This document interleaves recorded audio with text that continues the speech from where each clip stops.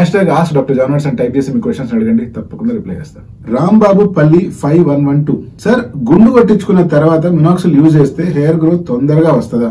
లేదు, మినాక్సిల్ ఓన్లీ మీ existing hair మాత్రమే కాపాడుతుంది, హెయిర్ తొందరగా రావడానికి మినాక్సిల్ తో సంబంధం లేదంటారా?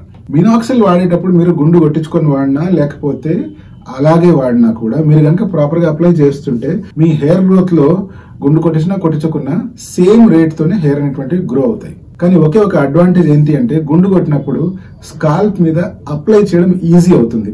అదే మీకే కనుక కొంచెం పొడుగ్గా హెయిర్ పెరిగి ఉన్నాయనుకోండి, అప్పుడు మనం ప్రాపర్ గా కనుక అప్లై చేయకపోతే లేదా స్ప్రేస్ వాడినట్లయితే ఆ స్ప్రే రూపంలో వచ్చే మినాక్సిల్ హెయిర్ కి మాత్రమే అంటుకుంటుంది తప్పిస్తే స్కాల్ప్ వరకు రీచ్ అయ్యే అవకాశాలు తగ్గిపోతాయి. ఎంతో కొంత పర్సెంటేజ్ అనేటువంటిది వేస్ట్ అయిపోతూ ఉంటుంది. అలా కాకుండా మీరే లోషన్ వాడారనుకోండి, డ్రాపర్ తో గానీ లేకపోతే ఫిల్లర్ తో గానీ స్కాల్ప్ మీద డ్రాప్ బై డ్రాప్ చేసుకుని వాటిని జెంటిల్ గా స్కాల్ప్ మీద మసాజ్ చేసినట్లయితే ఆ ఏరియాలో మినాక్సిల్ అనేటువంటిది స్కాల్ప్ కి రీచ్ అయ్యే శాతం చాలా పెరుగుతుంది. సో మీరు కనుక ప్రాపర్ గా అప్లై చేశారంటే గుండు చేసి అప్లై చేసినా లేదా నార్మల్ గా అప్లై చేసినా మినాక్సిల్ ఎఫెక్ట్ ఈక్వల్ గానే చూపిస్తుంది.